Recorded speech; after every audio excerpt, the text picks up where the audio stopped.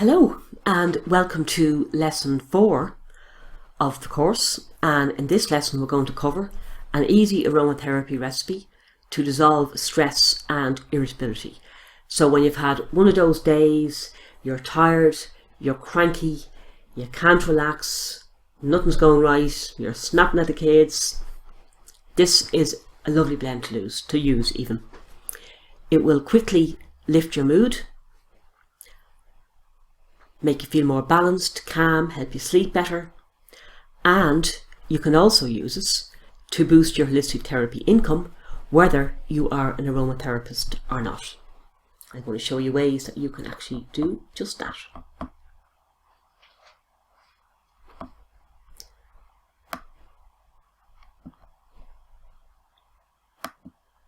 So, what are we going to learn?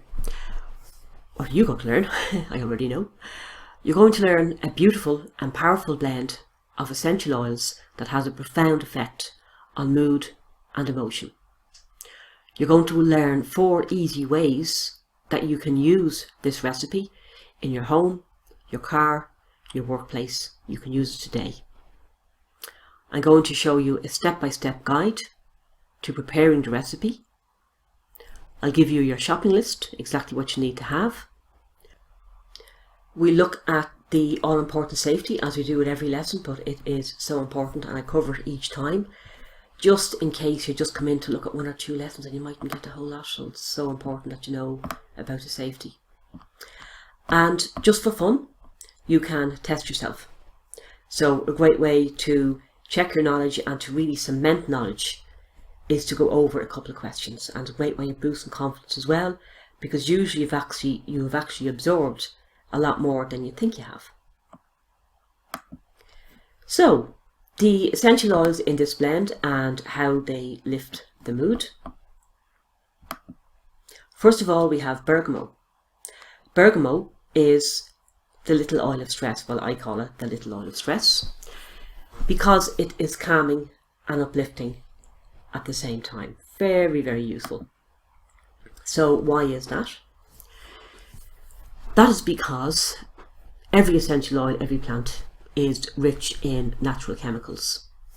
And in bergamot, half of those chemicals are uplifting and happy, and the other half are calming and sedating.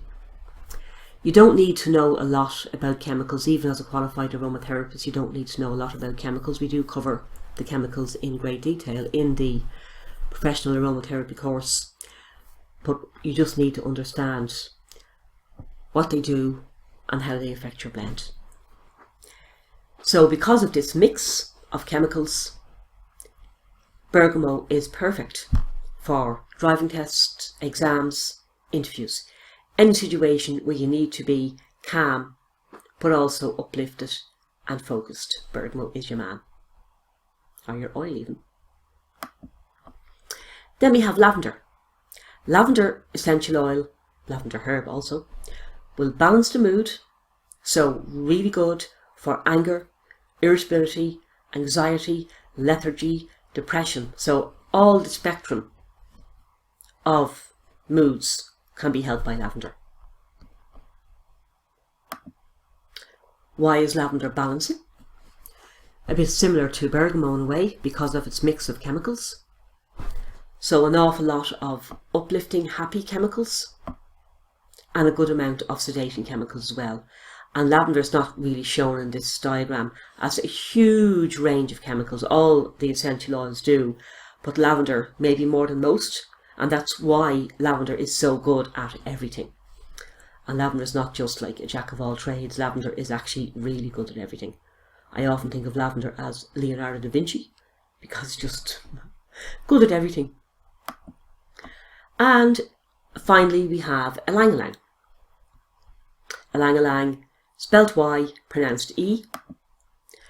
Ylang ylang I think of as an emotional crutch because it can be fantastic for anyone who's going through long-term ongoing stress. It kind of gives you great support. Ylang ylang is antidepressant and it's also fantastic for anxiety. On a physical level, ylang ylang regulates adrenaline, regulates the heart rate, and regulates breathing. So it actually works on the body. The body can talk to the mind in the same way that the mind can talk to the body. If you are breathing slowly, deeply, and calmly, you can't feel stress. You might have noticed, even another example, if you stand up straight and stand up tall and straighten your shoulders, that you feel confident. So body talk, very important. So a little recap on what we've done so far. We've looked at our 3 essential oils: bergamot, lavender and ylang-ylang. Bergamot, by the way, can also be pronounced bergamot. There's no actually right or wrong way, I just prefer bergamot. So bergamot, little oil of stress, simultaneously calming and uplifting. Leonardo I think of as the Leonardo da Vinci of oils. It balances the mood. Ylang-ylang, the emotional crutch. It regulates adrenaline, regulates the heart rate, and regulates breathing. So those 3 oils together are just friggin' amazing. So how can you use these oils for your cranky days, your anxiety, your irritability, insomnia, whatever? You can use them in the bath, in an essential oil burner, in a perfume, or in an air freshener for the car. There are other ways as well, but this is just a little introduction. What do you need to have to make this blend? You need a measuring jug. So you'll get a decent measuring jug in most bakery sections on general stores. You need a dark glass bottle, some labels, food labels are perfect, an essential oil burner and some cardboard. So this is the equipment that you need to have for all the various ways of using this blend. The oils you need to have are 1 bottle of bergamot, 1 bottle of lavender, 1 bottle of ylang-ylang, and a natural vegetable oil such as grapeseed. So grapeseed, sunflower, olive oil will all be good. And how do you make this magical blend?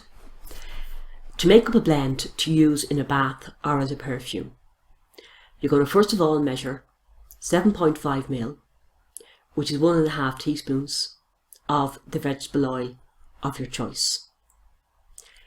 It's not a scientifically accurate measurement. 1.5 teaspoons roughly is fine. Then you will pour your essential oils into a dark glass bottle, and then add 1 drop each of bergamot, lavender and ylang-ylang. So what you have prepared then is a 2% blend. You have 1.5 teaspoons of essential oil, and you have added 1.5 teaspoons of a vegetable oil, and you have added 3 drops of essential oil. So that is the same proportionately as 2 drops of essential oil per teaspoon of your vegetable oil. We have to add an extra 1/2 teaspoon because we're going to use 3 drops of essential oil. A 2% blend of essential oil is what we would use on most adults who are over 12, who don't have sensitive skin, who aren't pregnant, who aren't convalescent, who aren't in any way frail. That's the proportion that we'd use. And then what you will do is you will label the bottle and just write on it the oils you have used, any contraindications. In this case it's going to be don't use lavender if you're pregnant, and don't use bergamot if you're going to be out in bright sunlight or use a sunbed within 48 hours. Just in case someone else comes across us and decides it smells nice, I might take some of that. Yeah, no. So, always, always, always err on the side of caution. And then what you do is you put a capful of the oil into the bath. We have used 1.5 teaspoons. It doesn't mean we're going to use all of that in the bath at one time. So a capful of the mixture in the bath is perfect. To use as a perfume, you can put it in a smaller bottle maybe and carry it around in a handbag. I've done that for a few people and I find it very handy. And then just apply some behind the ears or on the wrists as you would a normal perfume.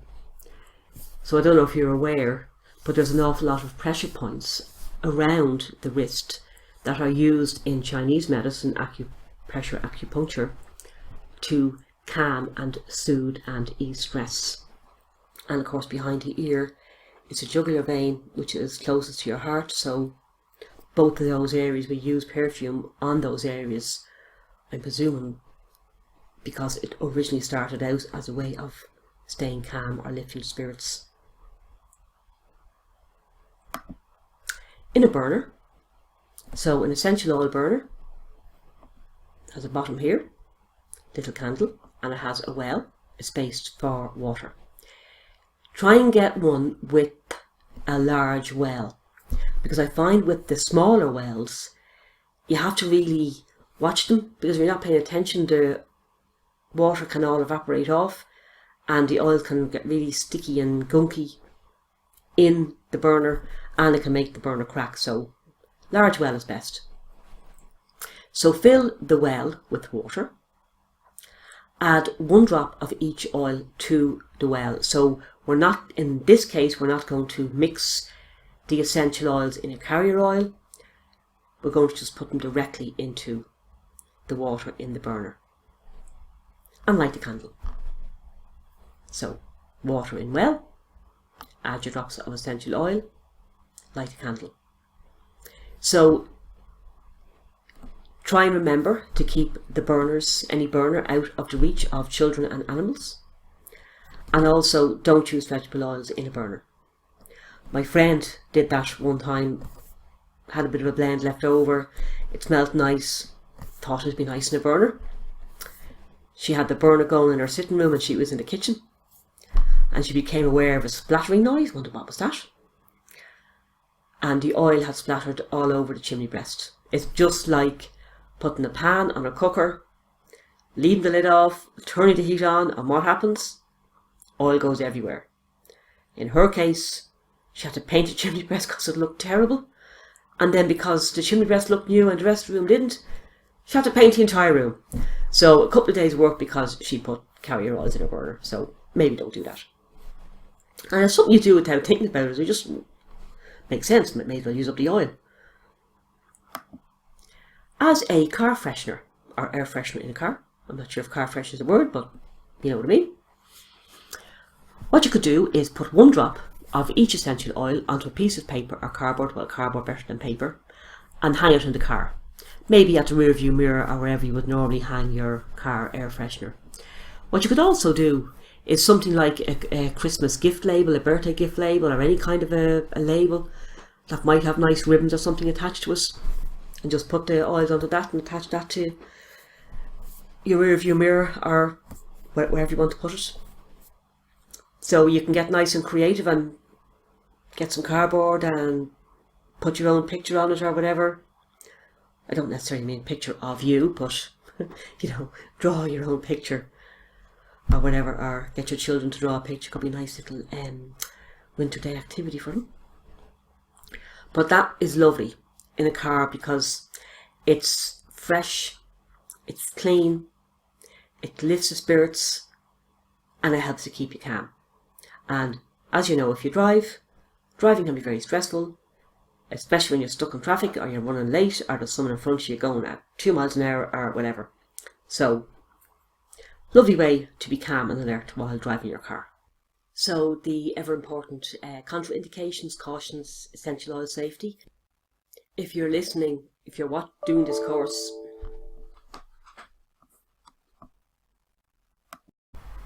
and now we look at the ever important contraindications. If you may have already heard me saying this, if you've been through the lessons in order, but if you're bouncing from lesson to lesson as it takes your fancy, which is perfectly fine, I want to be sure that you actually get this information. So first of all, don't be tempted to use a higher dilution of essential oils than the one that I gave you. There's no benefit and it may possibly cause irritation. Don't take any essential oils internally, despite the very virulent misinformation that's available there on the website. Avoid the eyes, so don't put the essential oils or blends too close to the eyes. Don't use bergamot in sunlight, as in don't use bergamot 48 hours before going out in bright sunlight or before using a sunbed. It can cause sunburn. Don't use lavender during pregnancy. There's a chance it can bring on a period. As far as I know, there's no known case of essential oils ever having caused any harm to a mother or a baby. We want to err on the side of caution, and be 120% sure that nothing we have done could possibly cause any harm. If you're going to work with someone who has hypersensitive skin, or you have hypersensitive skin yourself, do a patch test first. Take some of the blend, apply it to the crook of your elbow or your wrist or wherever. Wait 24 hours and make sure there's no bad side effects. Having said that, essential oils and the vegetable oils are way more gentle than most of the cosmetics that you can buy in a chemist, etc. But again, we want just to err on the side of caution. Recap time.